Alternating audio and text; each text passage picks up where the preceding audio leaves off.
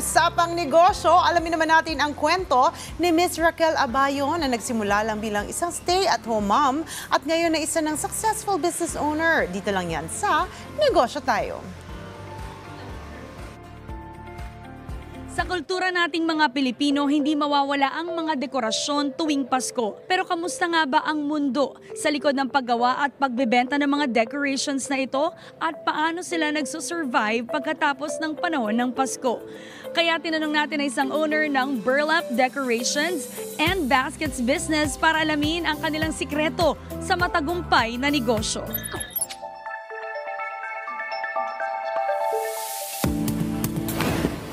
Hello mga kanegosyo, with me is business owner Miss Raquel Abayon.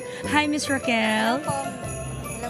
Alright Miss Raquel, tell us more about your business journey. Paano ka ba nagsimula sa pagbibusiness? Year 2020 po.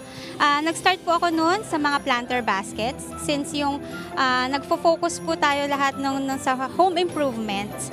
So, planter baskets and then plate chargers or mga native placemats and then customized storage boxes po for pantry cabinets and bedroom cabinets po. Prior to doing this, ano talaga ang trabaho natin? Ako po is stay-at-home mom po. So stay at home, and then during the pandemic, you came up with an idea na, ay, gusto ko mag-business. May mga struggles ba? Kasi starting up a business during the pandemic, mahirap eh, di ba? Parang lahat, we were greatly affected by it, nahihirapan. Paano ka nagkaroon ng lakas ng loob? Yung struggle ko po noon, that time, is yung mobilization po. Puro deliveries lang po, ganyan. So yung mga products po namin, is ginagawa po sa Bicol. It takes a lot of time, tapos patience po kumbaga before dumating yung product, before mo i-offer sa mga customers mo. So marami po talagang pinagdadaan. Hindi ka ba nagdalawang isip, mag-work ba itong business na to, lalo na during the pandemic na naghihirap yung mga tao?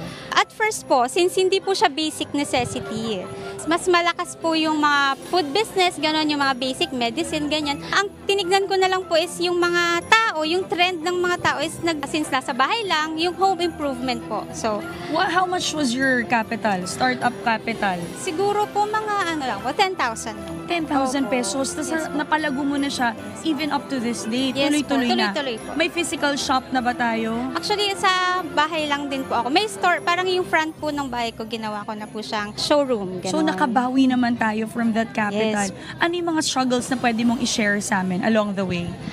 Since handmade handicrafts, isa po sa mga naging struggle ko po is yung beating the deadline po ng clients. Because you were doing this on your own. Yes po. Yun po yung isa kong naging challenge. Solution. Opo, yung mag-add up po ng mga crafters po.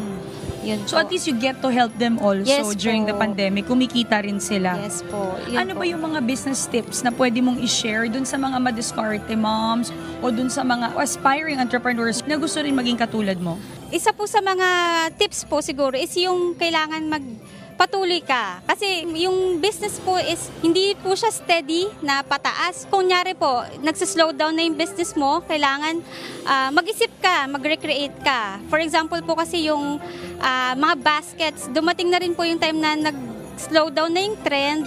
So, nag-create po ako ng paano ko ipe-present ulit yung product na yun. Isa po sa naisip ko po is convert siya to wall decor. So, parang yun, nagsimula na naman po. Nag-i-innovate ka Yes din po. talaga and nag-a-adjust ka doon sa changing times. Yes po. Even kung ano yung mga gusto rin ng mga customers mo. Opo. Sa mga kanegosyo natin dyan, bakit ba importante magnegosyo ang mga Pilipino? Isa po is yung pagda-diversify po siguro ng source of income. Since mahirap po na umaasa ka lang sa isang source of income.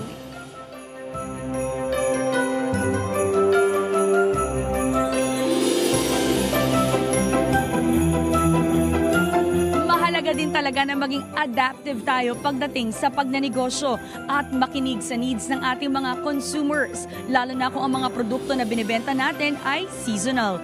Ito ang isa sa mga natutunan natin sa kwento ng negosyo ni Miss Raquel Abayon. Dagdag na tips at inspirasyon muli ang ating makukuha ngayong umaga. Abangan ang mga business stories and tips sa susunod na episode. Kaya naman tara, negosyo tayo!